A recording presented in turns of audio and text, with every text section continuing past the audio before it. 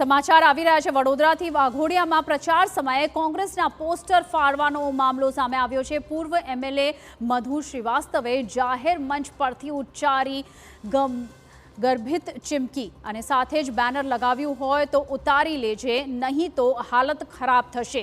આ ચીમકી ઉચ્ચારી છે શ્રીવાસ્તવે, તેને બચાવવા કોઈ નેતા નહીં આવે। મધુ શ્રીવાસ્તવનું આ નિવેદન સામે આવ્યું છે। અહીંના નેતા કહે છે કે આ ગઢ મારો છે, શેને ગઢ ભાઈ।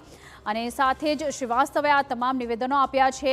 તને જીતાડ્યો પણ મેં અને તને હરાવ્યો પણ મેં। મધુ શ્રીવાસ્તવનું આ નિવેદન સામે આવ્યું છે। સાથે જ તેમને એ પણ કહ્યું છે કે તારા કરતાં મારા દીકરાના 2500 વોટ વધારે નીકળ્યા હતા। શ્રીવાસ્તવે આ તમામ નિવેદનો આપ્યા છે।